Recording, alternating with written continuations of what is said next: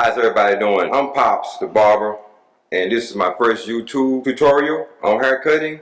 So what I'm going to do here is explain in detail cutting. I've been cutting hair for over 25 years, and I watch some of these barber tutorials, and I understand that the new student don't get the information that's needed in advance. So when they run through mistakes, they're pretty much left on their own. So it takes trial and error. It takes about 5 years for you can fully feel comfortable with cutting, you know, and knowing what you're looking at and what to do next, troubleshooting.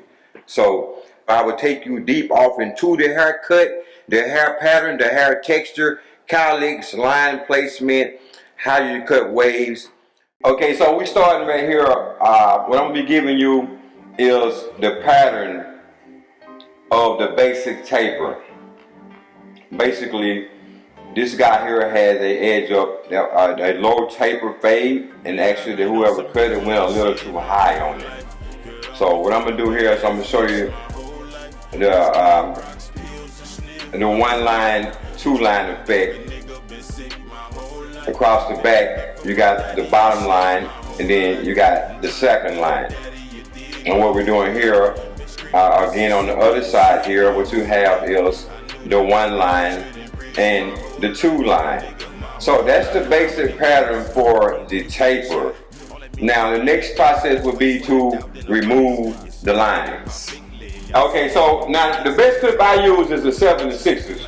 When you got a guy with waves like this right here, you know, you want a smooth, even cut on the waves. Depending on the thickness of the wave, depending on what I use. The 1.5 blade is always the preferred blade for waves, and you want to cut with the grain. But when somebody has a thick set of waves, layer on top of layer, you need to purchase you a 1 3/4 so you don't take those waves down too much. So I would suggest using the 76ers on anything that's even all over for the smoothest cut possible. And make sure you get your extra 1 1/4, 1 1/2, and 1 3/4 blades. And right here now we're going to start removing this line. Right here I prefer the magic clips for the beginning of the removal of the lines. As you see right here now, I'm using the corner. So I use the corner of my clipper like it's a pencil.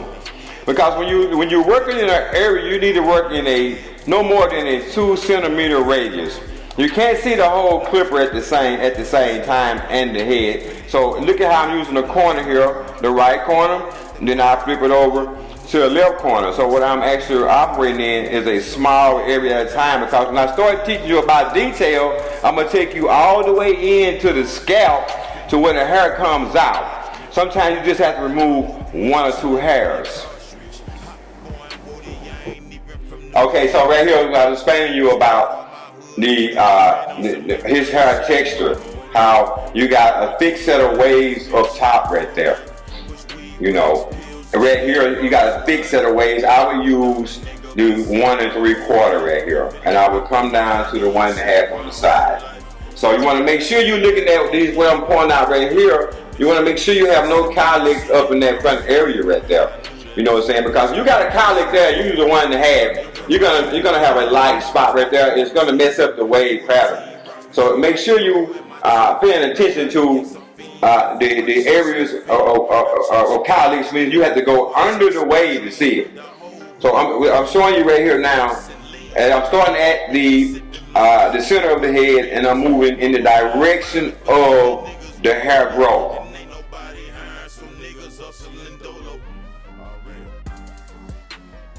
I like to start my cuts right here in the middle, exactly where that circle starts in the middle, and I go over the head. Make sure you're standing right in the area you're cutting. I see a lot of people like to reach over and cut.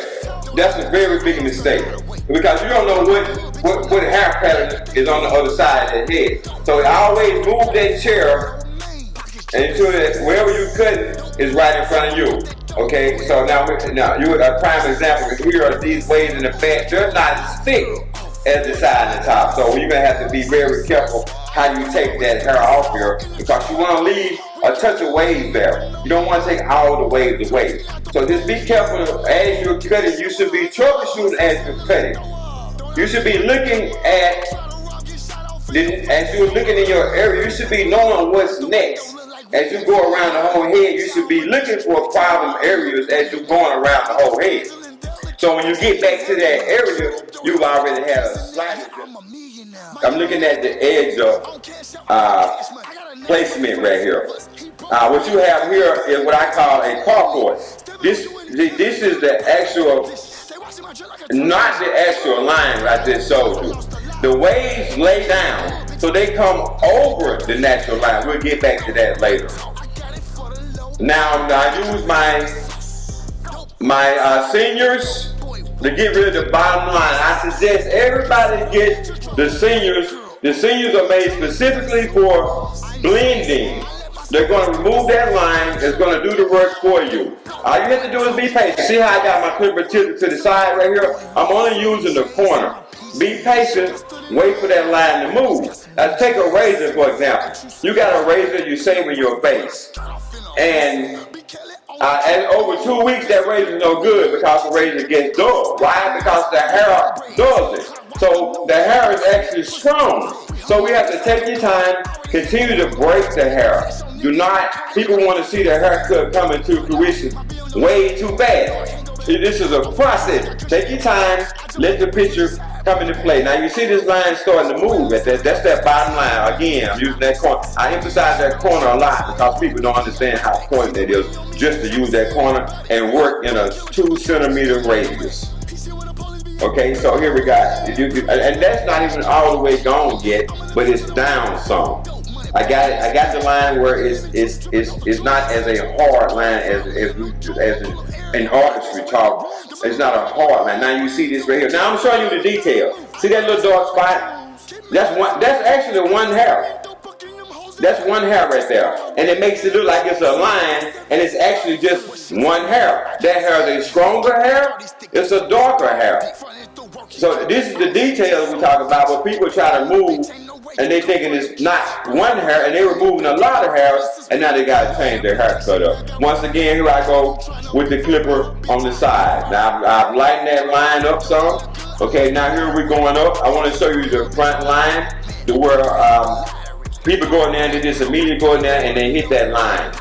So what I call is a carport. You know, I start all my lines. I'll explain that carport later. I start all my lines right where the natural edge up starts. I don't go in. Okay, this is the carport I was telling you about right here. Okay, so when I just comb that back, you can see where its original line was. A lot of people just go right on in there and trying to force a line. When in actuality, that's actually not his line. So what we're doing right here is we're going to clean the line. Okay?